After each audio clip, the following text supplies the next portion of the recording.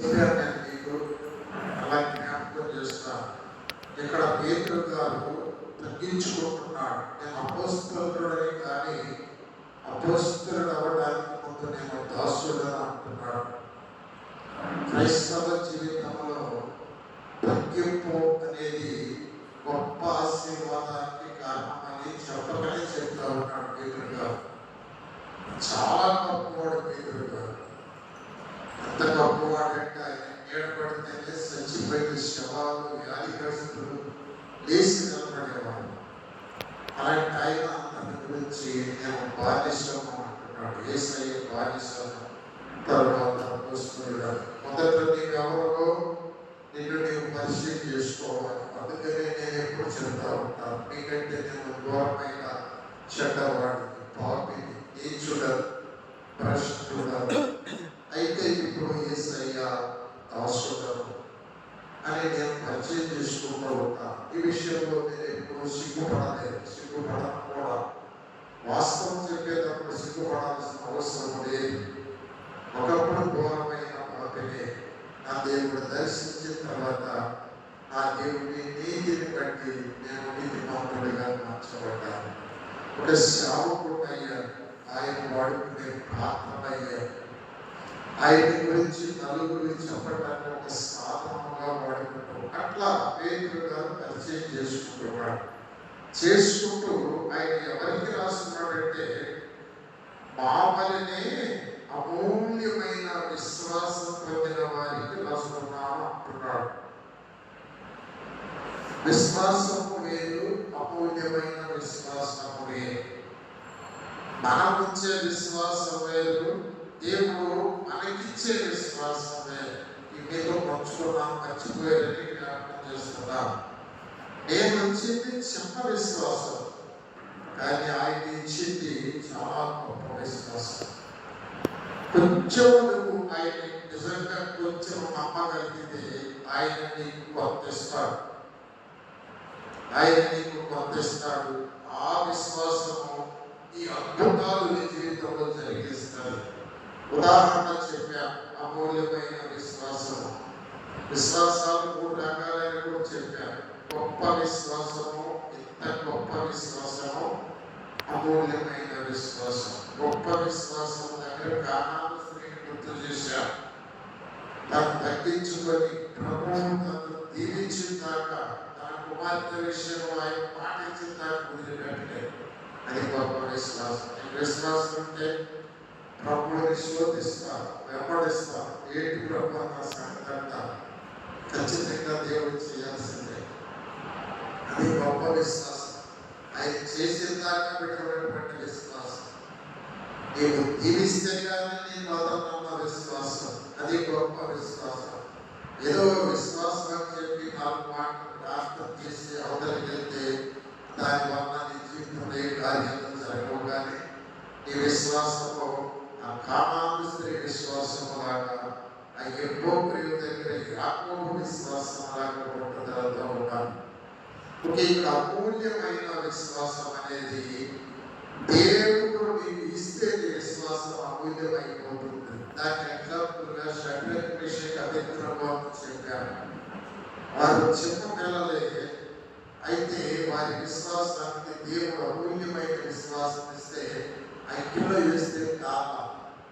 ఆ అమూల్యమైన విశ్వాసము దేవుడిని అగ్నిలోనికి దించింది.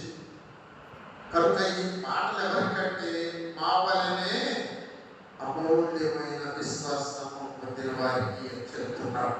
వారికి వివరించాలి. మీరు గుర్తుపెట్టుకోండి, మనము తగ్గించుకోవడం ఎప్పటికైనా కూడా దేవుడి యొక్క ఆశీర్వాదం పొందడానికి కాదు. నువ్వు హెచ్చించబడటానికి కూడా నీ తగ్గింపే కాదు. కనుక నీ పరిచయం కానీ నీ జీవిత విధానం కానీ పడాయికి పోవద్దు, ఏదో గొప్ప చెప్పుకోవద్దు, తప్పాలు కొట్టుకోవద్దు. నేను నా స్థితి ఇది, నేను దోషినే, నేను కుక్కనే, నేను పందిమలే బ్రతికాను అని దేవుడి దగ్గర ఒప్పుకుంటే ఆయన మా విశ్వాసం గొప్పదని చెప్తాడు. సరే, ఇక్కడ అమూల్యమైన విశ్వాసం కూడా పంచుకున్నాను. తర్వాత మాట పోయిన వారిలో చెప్పారు, తన మహిమను బట్టి గుణాతిశయములను బట్టి మనలను పిలిచిన వారి గురించిన అనుభవ జ్ఞానం మూలముగా ఈ మాటను నేను వాడుక భాష బైబిల్లో చదువుతున్నా మీకు అర్థం కావడానికి. చూడండి, దేవుడి గురించి మన ప్రభు అయిన యేసుక్రీస్తుని గురించి మీరు జ్ఞానము సంపాదించాలి. దేవుని గురించి మన ప్రభు అయిన యేసుక్రీస్తుని గురించి జ్ఞానము సంపాదించాలి. ఆ జ్ఞానం ద్వారా మీకు అనుగ్రహము శాంతి సమృద్ధిగా లభించాలని కోరుకుంటారు. ఈ మాట పట్టుకోవాలి. యేసుక్రీస్తుని గురించిన తన మహిమను బట్టి గుణాతిశయం బట్టి మనము పిలిచిన వారిని గురించిన అనుభవ జ్ఞానం అన్నాడు. దేవుని గురించినటువంటి జ్ఞానం నీకు ఎంత ఉంది? యేసయ్య గురించి చెప్పండి అంటే ఏం చెప్తావు? ఏం తెలుసుకున్న వారి గురించి, ఏం అనుభవించే వారి గురించి, ఏం నీ జీవితంలో ఆయన ఏం చేయగలడా తెలుసుకున్నావు, ఎంత నమ్మేవాయి, అది ఆయన గురించిన నీ జ్ఞానం. అపోస్తలుడైన పౌలు గారు అంటాడు, నేను చాలా విద్యలు నేర్చుకున్నాను, ధర్మశాస్త్రం అనేకుడను, గమాలియలు పాదాలతో విద్య నేర్చుకున్నటువంటి వాడిని, కత్తి విద్యలు, కర్ర విద్యలు, అన్ని విద్యలు నాకు వచ్చు. కానీ దేవుని యేసుక్రీస్తుని కూర్చిన అతి శ్రేష్టమైన జ్ఞానం నిమిత్తము వీటినన్నిటినీ నష్టముగా నేర్చుకున్నా అంటాడు. కొంచెం మనసు పెట్టి వినండి. మన జీవితంలో ఏది లాభమో ఏది నష్టమో మనకు అర్థం కావాలి. ఏది లాభమో ఏది నష్టమో మనకు అర్థం కావాలి. ఒకప్పుడు నేను అనుకున్నాను ఉద్యోగం లాభమని, ఒకప్పుడు నేను అనుకున్నాను పిల్లలు లాభమని, ఒకప్పుడు నేను అనుకున్నాను భార్య లాభమని, ఇల్లు లాభం, డబ్బు లాభం, ఇవన్నీ నేను అనుకున్నాను. కానీ ఈ వయసులో నాకు ఇవన్నీ నష్టముగా అనిపిస్తా ఉన్నాయి. ఆలోచిస్తే నా జీవితంలో నా 76 సంవత్సరాల ఈ అనుభవంలో నేను నా జీవితం అంతా కూడా నా తల్లిదండ్రులకు అన్నదమ్ముల కోసం నా వయసులో బ్రతికాను, ఖర్చు పెట్టాను. వివాహమైన తర్వాత నా భార్యకు, నా బంధువులకు, నా అక్క చెల్లెలకు, అన్నదమ్ములకు ఖర్చు పెట్టేసేసాను. బిడ్డలు పుట్టిన తర్వాత వాళ్ళ చదువుల కోసం ఎన్నో అప్పులు చేసి, ఎన్నో బాధలు పడి, ఎన్నో నిందలతో కష్టపడి వాళ్ళ కోసం పెద్దవాళ్ళు చేశారు. ఈ వృద్ధాప్యంలో చివరి ఈ వయసులో నేను ఆలోచించుకుంటే ఎవరి దారి వారికి పోయారు. కనీసం ట్యాక్స్ లేదు, కృతజ్ఞత లేదు. తిన్నారు, వెళ్ళిపోయారు, అనుభవించాను, వెళ్ళిపోయాను. తీరా నేను చూసుకుంటే నేను ఒంటరిగా మిగిలాను. నాకు ఇవన్నీ లాభమా నష్టమా మీరు చెప్పండి? నష్టమే కదా. ఇవన్నీ నాకు నష్టమే. నా పిల్లలు నాకు నష్టమే, నా భార్య నాకు నష్టమే, నా బంధువు నాకు నష్టమే, నా ఇల్లు ఆస్తి నాకు నష్టమే. ఎన్ని పార్టీలు 40 కోట్లు సంపాదించుంటారు నా జీవితంలో, లక్షలు తిరిగేట్టున్నా, రేత్రికాలను కష్టపడ్డా. ఇప్పుడు నేను చూసుకుంటే నాకు ఇది లాభం నష్టం అంటే నష్టమే. మరి లాభం ఏంటి? అదే పౌలు గారు చెప్తాడు. ఫిలిప్పీయులకు రాసినటువంటి పత్రిక 3వ అధ్యాయం 7వ వచనంలో మాట చెప్తాడు. దయచేసి సహాయం చేయాలి. ఏది లాభం? యేసుక్రీస్తుని గురించి నా జ్ఞానం మనకి తెలియాలి. అయినను ఏవేవి నాకు లాభకరములై ఉండెనో వాటిని క్రీస్తు నిమిత్తము నష్టముగా ఎంచుకుంటుని. ఈ లెక్కలోకి నువ్వు రాకపోతే నీ విశ్వాసం అమూల్యమైన విశ్వాసం కాదు. నువ్వు చాలినంత దేవుని భక్తిని, దేవుని జీవాన్ని నువ్వు పొందుకోలేవు. నీ జ్ఞానము ఆ రేంజ్కి వెళ్ళాలి. ఏంటి లాభం నీకు? ఏంటి లాభం? నేత్రిమములు కష్టపడుతున్నావు, విరామం లేదు, నడుములు తీరిక లేదు, కాళ్ళ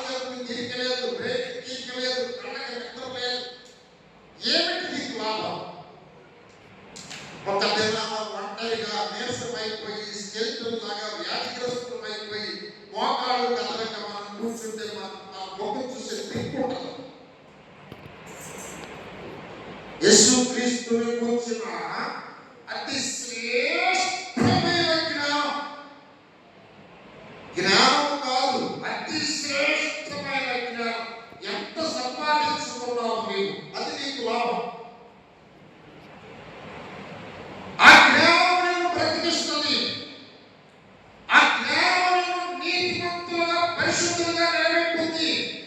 ఆ జ్ఞానం దేవుని శక్తిని, దేవుని జీవాన్ని నీకు ఇస్తుంది. హల్లెలూయా. ఎస్, దేవుని గురించి చూడండి. ఆ మాట నేను ఇందులో చదువుతాను. దేవుని గురించి, మన ప్రభు అయిన యేసుక్రీస్తుని గురించి మీరు జ్ఞానం సంపాదించాలి. మీరు ఎంత జ్ఞానం సంపాదించారు, ఎంత డబ్బు సంపాదించారంటే చెప్తారు. తెల్లవారుజామున లేచి వెళ్తారు. ప్రతి రోజు పుట్టిన దగ్గర నుంచి ఊహ తెలిసిన దగ్గర నుంచి సంపాదిస్తానే ఉంటారు. తిరిగి చూస్తే బాకీ తప్ప ఏం కనపడదు మనకి. ఎటు పోతున్నాయో తెలియదు. సిల్లి సంఖ్యలో వేసినట్లుగానే. కానీ యేసుక్రీస్తుని గురించి, దేవుని గురించి జ్ఞానము సంపాదిస్తే నీ జీవితం బంగారం అయిపోతుంది. నీ జీవితం ధన్యమైపోతుంది. నీ బ్రతుకు ఒక ష్యూరిటీ, ఒక నిరీక్షణ నీకు వస్తుంది. దాన్ని సంపాదించుకున్నావు. దాన్ని సంపాదించుకుంటే ఏం జరిగిందంట? ఆ జ్ఞానం ద్వారా మనకి అనుగ్రహము, శాంతి, సమృద్ధిగా లభించిందంట. అనుగ్రహం అంటే ఏమండి? ఒక ఎమ్మెల్యే అనుగ్రహం, లేదా ఒక ఎంపీ అనుగ్రహము, లేదా ఒక ఆఫీసర్ అనుగ్రహము మనకి కలిగిందంటే వాళ్ళు ఏదో మనకు పేరు చేస్తారు, ఉద్యోగం ఇస్తారు, ఏదైనా కావాలంటే పట్టులో డబ్బులో ఇస్తారు, సహాయం చేస్తారు. వారు అనుగ్రహం. దేవుని అనుగ్రహం మనం పొందుకుంటే ఆలోచించాడు. దేవుని అనుగ్రహములు ఉంటాయి అంటే ఆ జ్ఞానము సంపాదించుకోవాలి. ఏం తెలుసు దేవుని గురించి? ఏం నేర్చుకున్నా? ఎంత నమ్మేవాళ్ళని నీవు, ఎంత నమ్మావు? ఏం చేయగలవు నీ జీవితంలో నమ్మావు? అది కానీ నువ్వు తెలుసుకుంటే ఆత్మీయ జీవితంలో ఎక్కడ ఆయన విడిచిపెట్టు, ఆయన వదులుకోవడానికి ఇష్టపడదు, ఆయన మనసు పంపించదు, ఆయన బాధించదు. ఎప్పుడు నేను ఈ మాట అంటే నా ప్రభు బాధపడతాడు అంటే నువ్వు ఆ మాట మాట్లాడు. ఈ పని చేస్తే నా ప్రభుకి అవమానం వస్తుంది అంటే ఆ పని మానేస్తావు. యోసేపుకి దేవుని గురించినటువంటి ఆ జ్ఞానం పాపం చేయలేదు. ఆ జ్ఞానం యోసేపుని ఐగుప్తు దేశానికి మహారాజు చేసింది. నీకు తెలుసా యోసేపు గురించి? ఏం తెలుసు? ఎంత నేర్చుకున్నా? ఆయన గురించి నీ అనుభవాలు ఏంటో చెప్పు. సచ్చిన నాకు నిత్యత్వాన్ని ఇచ్చాడు ఆయన. హల్లెలూయా. సావాల్సిన నాకు జీవాన్ని ఇచ్చాడు ఆయన. ఎన్నది చెప్పము నా ప్రభు గురించిన అనుభవంగా. కనుక క్రీస్తుని గురించిన అనుభవ జ్ఞానము నీకు అనుగ్రహాన్ని ఇస్తుంది, నీకు శాంతిని సమృద్ధిగా దయచేస్తుంది. సరే, నేను ముందుకు వెళ్ళిపోతాను ఇంకా. కనుక అక్కడ ఈ మాట చెప్తాను. 2వ వచనంలో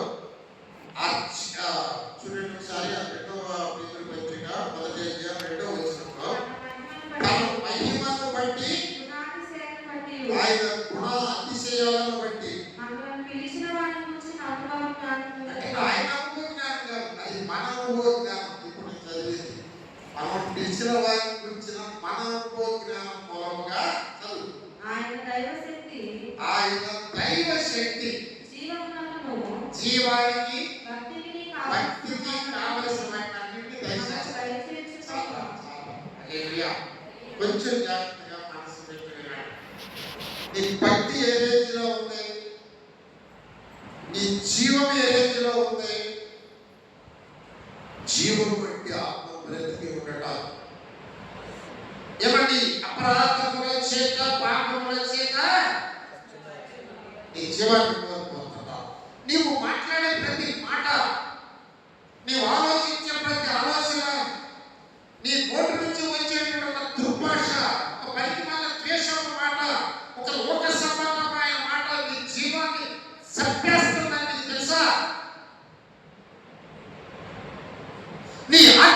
జీవితాన్ని కుంగదీస్తుంది, వెనక్కి లాగుతుంది. తెలుసా? నీ జీవితంలో ఎంతో జీవాన్ని కోల్పోయావు. ఒకసారి గుర్తించుకో. పనికి మారినటువంటి, ఎందుకు పనికి మారిన చెత్త విషయాలు, వ్యర్థమైన విషయాలు, ఏదో చీయని నెట్టేసిపోయే వాటిని తీసుకొచ్చి నెత్తిన పెట్టుకొని ఆత్మను కోల్పోయావు, భక్తిని కోల్పోయావు, జీవాన్ని కోల్పోయావు. నీకు దేవుని గురించిన ఆ జ్ఞానం ఉంటే, ఆ అనుభవం ఉంటే, జీవానికి భక్తికి చాలా దైవ శక్తి నీకు వస్తుంది. నీ ప్రార్థనలకు పవర్ వస్తుంది, నీ జీవితానికి విలువ వస్తుంది. నిన్ను చూసిన వారు గౌరవిస్తారు. కనుక ఆ దేవుని గురించిన అనుభవం, జ్ఞానము నీకు దైవ శక్తిని, భక్తిని, జీవాన్ని సమృద్ధిగా ఇస్తుంది. అది నీకు ఇంకా రాలేదు అంటే నీకు ఆ అనుభవం లేదు, ఆయన గురించి నీకు తెలియదు. ఎంతవరకు అర్థమైతే 4వ వచనంలోకి నేను వెళ్తాను. చదవాలి 4వ వచనం. ఆయన మనకు అమూల్యతను అత్యధికమైన వాగ్దానాలను అనుగ్రహించి ఉన్నాడు. దురాశను అనుసరించడం వలన లోకబంధన భ్రష్టత్వమును ఈ వాగ్దానముల మూలంగా మీరు తప్పించుకొని దేవ స్వభావమునందు పాలువాడగలనట్లు వాటిని అనుగ్రహించండి. చాలా ముఖ్యమైన మాటలు ఇందులో గుర్తుపెట్టుకోవాలి. ముఖ్యమైన మాటలు ఒకటి, మనం తగ్గించుకోవడం నేర్చుకోవడం. నేను భాషలో ఉంటున్నాను, ఇక్కడ నుంచి రావాలి. నువ్వు ఎక్కడి నుంచి వచ్చావు? ఇప్పుడు చక్కగా ఇల్లు కట్టుకోండి, ఒక రేంజ్లో ఒకప్పుడు నువ్వు ఎవరు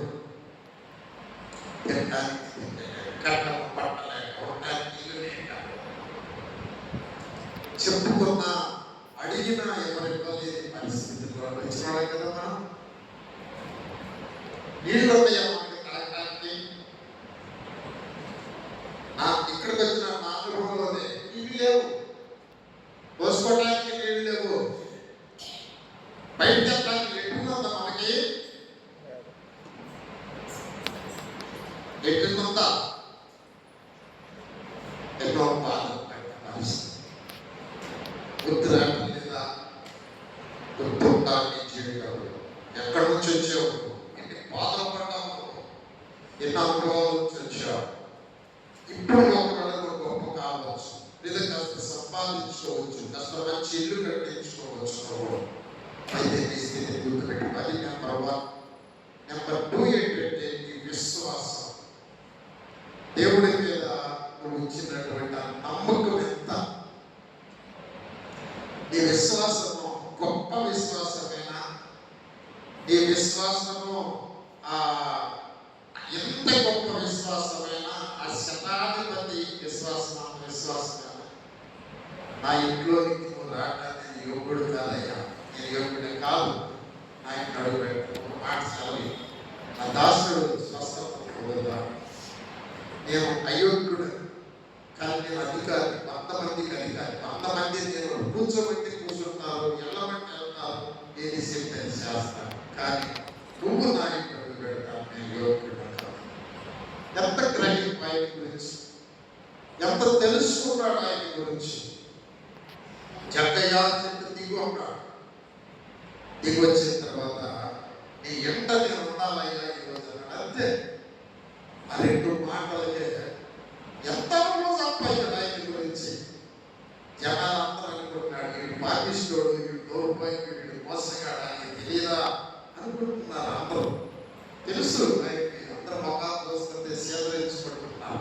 అక్కడే అనేసేసాడు, ప్రభా నేను మోసగాడు, అన్యాయంగా తీసుకున్నా, ఎవరి దగ్గర అన్యాయంగా తీసుకున్నా వాళ్ళకి తెలియజేస్తాను. అక్కడ అందరికి చాలా మంది అయ్యన్ని పేర్లు పనిచేస్తారు. నువ్వు నా ఇంటికి వస్తే సార్ హల్లెలూయా ప్రభు అంటాడు. అతనికి ఆ జీవము, ఆ భక్తి, ఆ తీర్మానం చేసింది. ఇతరుడు అబ్రహాము కుమారుడే లేడు, ఇంటికి రక్షణ వచ్చింది అంటున్నాడు. అంత అనుకుంటున్నా మొత్తం అప్పటికప్పుడే మొత్తం తన ఆస్తి మొత్తం చెప్పేసేసాక 4 సంపాదించిన ఆస్తి నా ప్రభు నా ఇంట్లో పెట్టేస్తా. ఆయన విలువ తెలుసుకున్నాడు. నీకేమర్థమైంది దేవుడి గురించి? యేసుక్రీస్తు వారి గురించి నీకేమర్థమైంది? నాలుగు చూసి పనికి మాలిన మాటలు, పనికి మాలిన ఆలోచనలు, పనికి మాలిన గొడవలు, ద్వేషాలు, అసూయలు, పగలు, ఇదే బ్రతుక. కనుక ఈ విశ్వాసము అమూల్యమైన విశ్వాసం అయితే నీకేమొస్తుందంటే దైవ శక్తి వస్తుంది. ఇది గుర్తుపెట్టుకో. నీ ప్రార్థనలకి జవాబు వస్తుంది. అగ్ని నిన్ను కాల్చలేదు, నీళ్లు నిన్ను ముంచలేదు, శోధన నిన్ను పడేయలేవు. 100 మంది నీ మీదకి వచ్చి 100 నేరాలు పంపినా కూడా వాళ్ళని సిగ్గుపడేంత నీ మీదకి ఏ మాత్రం రా. దైవ శక్తి నీ అనుభవాన్ని బట్టి, నీ జీవానికి, నీ భక్తికి చాలినంత అనుభవిస్తాడు. నీ అనుభవాన్ని బట్టి దేవుడికి ఇస్తాడు. రెండవది, దైవ స్వభావంలో పాలివారిగా చేస్తారు. 4 మాటలు చెప్పారు, గుర్తుపెట్టుకోండి. 1, తగ్గించుకో, హెచ్చించబడతావు. రెండవది, దేవుని గురించినటువంటి జ్ఞానం సంపాదించుకో.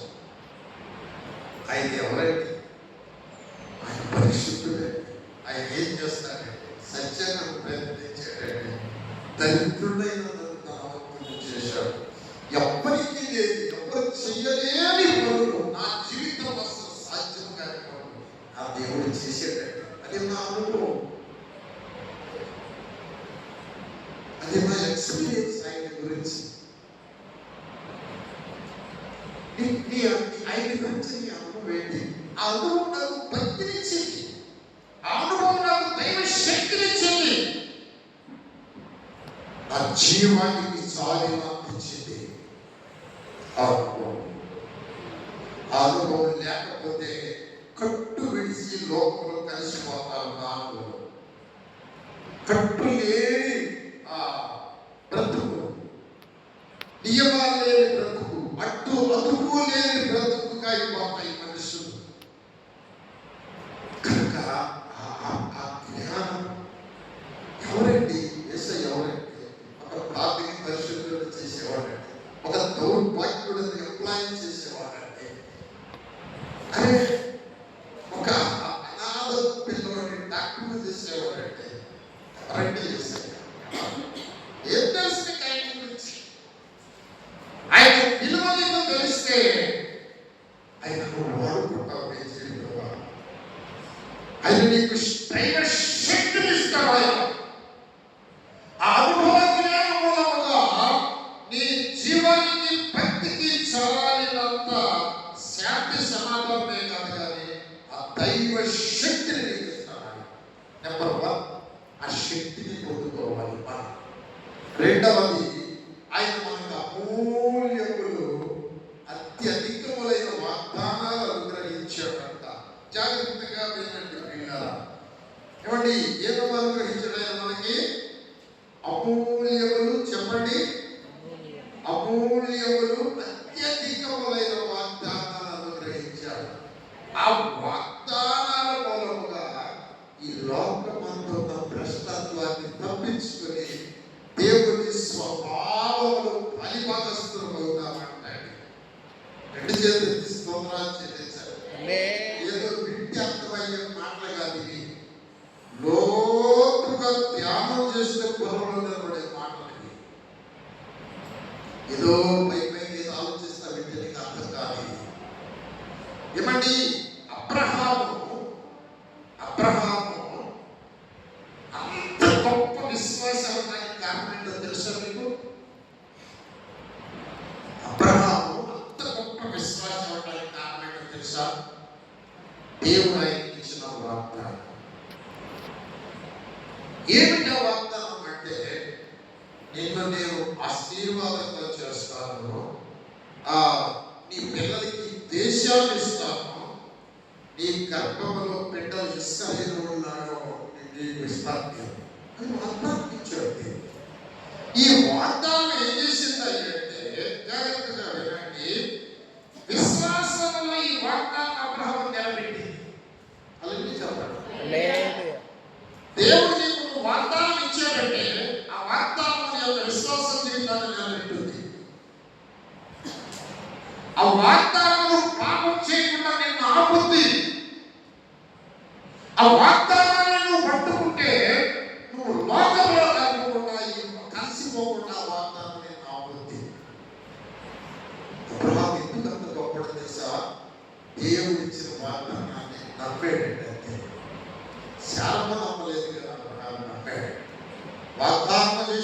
వాడు నమ్మదగిన వాడు అన్నాడు.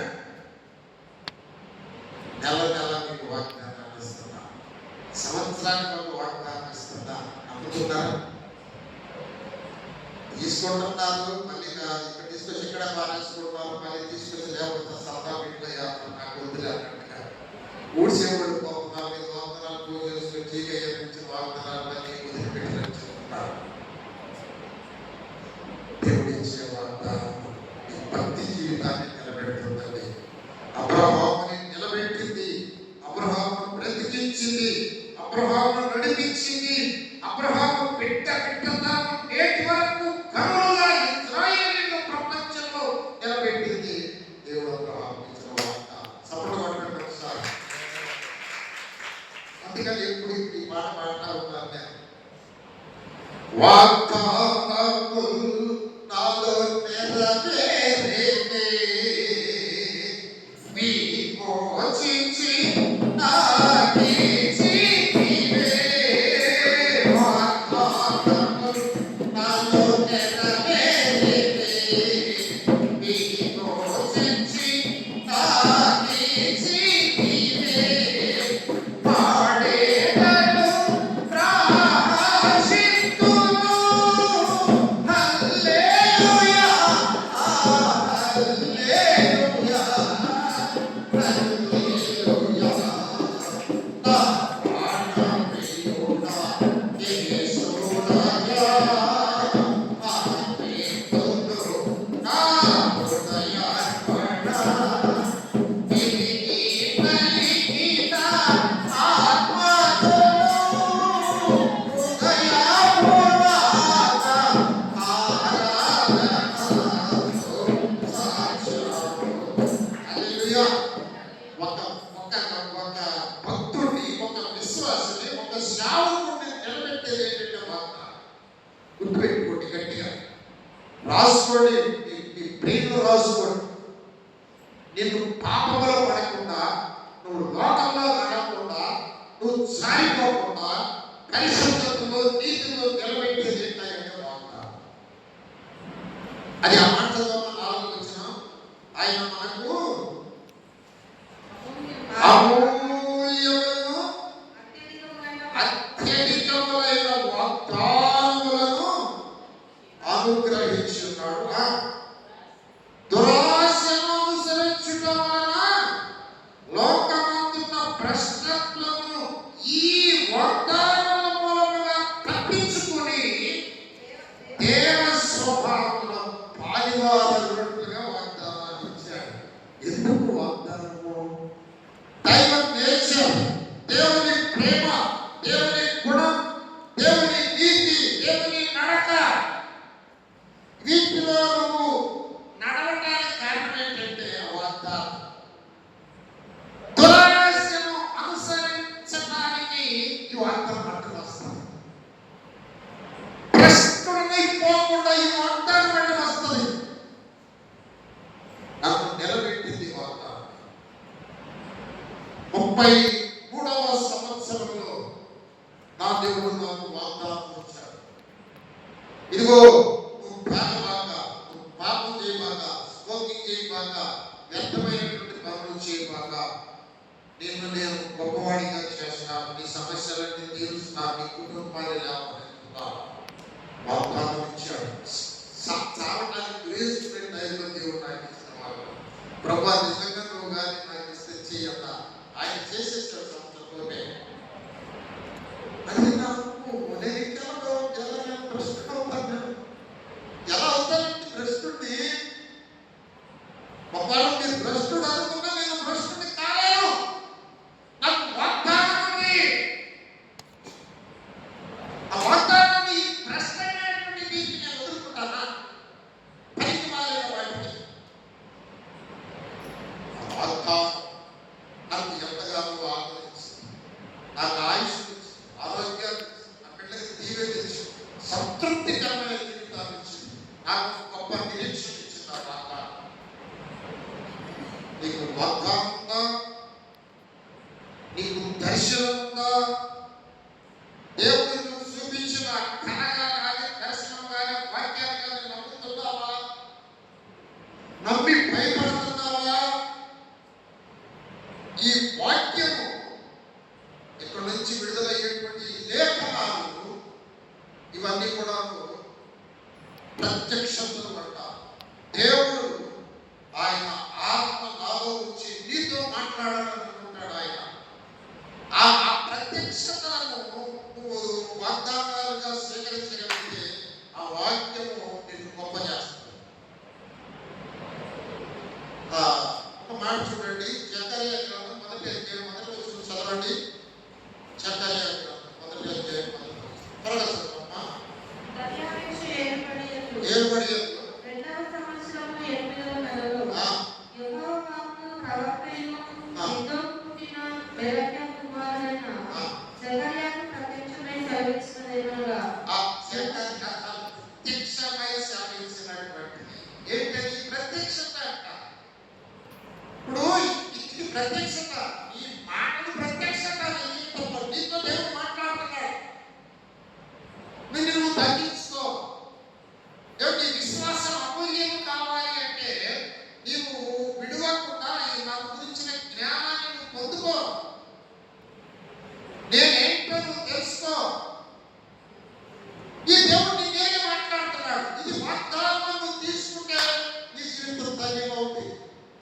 వెంటనే వదిలిపెట్టినా తిరిగి వెళ్ళిపోతున్నా ఏం ఉపయోగం వారికి? నీకు 16 సంవత్సరాలు ఎన్నో ప్రత్యక్షతలు, ఎన్నో వాగ్దానాలు దేవుడు కుమ్మరించాడు, దింపరించాడు.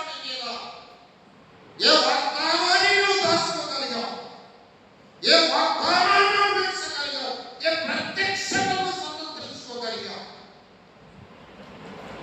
కనుక ఆయన అమూల్యము అత్యధికమైన వాగ్దానాలు మానవ జాతికి ఇచ్చాడండి.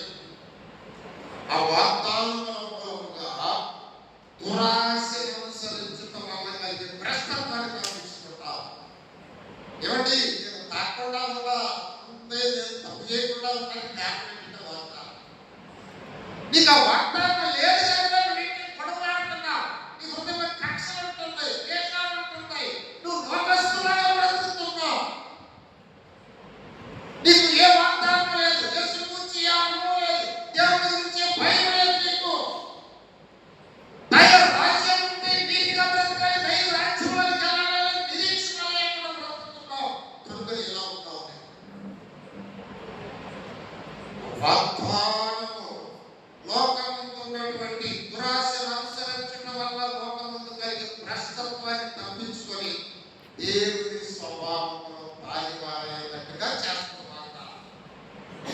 ఒకసారి రోమా పత్రిక 8వ అధ్యాయం 29వ వచనం సహాయం చేయాలి. రోమా పత్రిక 8వ అధ్యాయం 29వ వచనం. ఎందుకనగా పెద్దగా చదవాలి. ఎందుకనగా తన కుమారుడు అనేక సహోదరులలో చేస్తున్నట్లు దేవుడు ఎవరిని ముందు ఎరిగినో వారు తన కుమారునితో సారూప్యం కలవాలన్నట్టు వారిని ముందుగా నిర్ణయించను. నీకు తెలుసా ఎందుకు నేను మందిలో నుంచి చూస్తున్నాము? ఈ కాలంలో 200 ఉంటాం. ఎందుకు చెబుతాను గట్టిగా? మన ఎన్ని ఇస్రాయల్ పై ఆశీర్వాదం తెచ్చిన ఇస్రాయల్ ఎన్ని చెబుతాను? 300 ఇస్రాయల్ తీసుకొస్తే ఒక ఇస్రాయల్ మిగిలిందా? ఇప్పుడు కూడా మిగల. అంటే దాంట్లో 300 ఉండాలి. 300 ఉంటే 30 మంది రాలా ఇక్కడికి. 300 బయట 110 మంది రాలా. అంటే ఈ 30 మంది వచ్చారంటే కారణం ఏంటి? మిమ్మల్ని దేవుడు పిలిచాడు. మీకు కొద్ది భయం, మీకు కొద్ది నమ్మకం, మీ పట్ల దేవునికి ఒక ప్రణాళిక ఉంది. ఫలసలు మాట రోమా 8. ఎందుకనగా ఎందుకు పిలిచాడంటే తన కుమారుడు అనేక సహోదరులలో చేస్తున్నట్లు దేవుడు ఎవరిని ముందు ఎరిగినో వారు తన కుమారునితో సారూప్యము కలవాలన్నట్టు వారిని ముందుగా నిర్ణయించను. చాలా దీన్ని నేను ఈ బైబిల్లో ఇది ఏంటంటే మామూలు వాడుక భాష బైబిల్ అంట, అందరూ చదువుతున్నా. దేవుడు తనకి ఇదివరకే తెలిసిన వాళ్ళను, అంటే మనకి ఇదివరకు తెలిసిన టైంకి చాలా నుంచి తెలుసు మనం చాలా ట్రై చేస్తున్నాం ఆయన. నా బిడ్డలు ఎలాగైనా నా జ్ఞానం తెలియజేయాలి, నా ప్రత్యక్షతను ఇవ్వాలి, నా బిడ్డలు నా గురించి తెలియజేయాలి, నా దైవ శక్తిని వాళ్ళకి ఇవ్వాలి, నా పోలికలోకి వాళ్ళని తీసుకురావాలని చాలా నుంచి ఎరిగి ఆయన ఇప్పుడు పిలిచాడంట మనల్ని. ఆయన ఎందుకు పిలిచాడు? ఎందుకు వచ్చి కూర్చున్నావు ఇక్కడ? నువ్వు ఎందుకు బాప్తిసం తీసుకున్నావు? ఇంట్లో చాలా మంది తీసుకోవాలి, మన కడుపున భర్తను తీసుకోవాలి, మేము మన తల్లిదండ్రులను తీసుకోవాలి, మీ కడుపు పుట్టిన బిడ్డలు తీసుకోవాలి. మరి మీరు ఎందుకు తీసుకున్నారు అంటే ఎందుకంటే ఇక్కడ చెప్తాడండి, జాగ్రత్తగా ఇదివరకే తెలిసిన వాళ్ళను తన కుమారునిలా రూపొందించాలని ప్రత్యేకంగా వచ్చాడు. తనకు చాలా మంది పుత్రులు ఉండాలని, వాళ్ళలో యేసు మొట్టమొదటి వారిగా ఉండాలని ఆయన ఉద్దేశం. అంటే మనం ఎందుకు పిలిచాడు? యేసయ్యలాగా మనం కూడా ఉండాలంట. ఎంతవరకు వచ్చింది యేసయ్యలాగా నీలో మార్పు? ఈ వాక్యం వింటుండగా, ఈ ప్రార్థన చేస్తుండగా, ఈ ఉపవాసాలు చేస్తుండగా, ఈ శని ఆదివారాలు ఎన్నో వాక్యాలు వింటూ ఉండగా ఏం మారింది నీ బ్రతుకులో? ఏమన్నా మారేవా? ఇదిగో ఇది మారింది నా జీవితంలో చెప్పగలవా? నిలబడి సాక్షి, ఆత్మీయ సాక్షి. నాకు కడుపులో మీకు వచ్చి తగ్గిందని చెబుతాం. ఏమంటే అది కూడా దాదాపు 1 గంట 20 నిమిషాలు చెబుతాం. కడుపులో తగ్గిందన్న అది కూడా. ఈ ఆత్మీయ జీవితంలో సాక్షి చెప్పగలవా? ఏం మార్చుకున్నాము? దేవుని ప్రేమలో ఎంత ప్రేమ నీకు వచ్చింది? దేవుని ఓర్పులో ఎంత ఓర్పు నువ్వు నేర్చుకున్నావు? ఆయన దైవ ఏమంటున్నాడు? దేవుని కూర్చిన వాగ్దానముల మూలముగా భ్రష్టత్వాన్ని తప్పించుకొని దైవ స్వభావంలో ఆయన స్వభావం ఏంటి? ప్రేమ. ఎంత ప్రేమ! ఆయన ప్రేమలో ఎంత ప్రేమ నాకు వచ్చింది. ఆయన త్యాగంలో ఎంత త్యాగం వచ్చింది. ఆయన ఓర్పు ఎంత ఓర్పు వచ్చింది నాకు. ఎంత మారేను నేను. మాటలు వింటుండగా మీలో గొప్ప ఆలోచన పుట్టాలని నేను ఎంతగానో కన్నీటితో ఆశిస్తాను. మారేవా? మారేనా అనుకుంటున్నావు కానీ మారేవా? మారితే ఎంత మారేవు? మాటలు మారియా? ఇది అలవాటు మారియా? ఆరు సమాప్తగా ప్రార్థన రాకముందు అక్కడ అప్పుడు ఉన్నటువంటి అలవాట్లను విడిచిపెట్టావా? గొప్ప జ్ఞాన దశలో మీకుండిన ఆశలను అనుసరించి ప్రవర్తించడం మానేసావా? మానేసాలని చెప్తుంది ఒకప్పుడు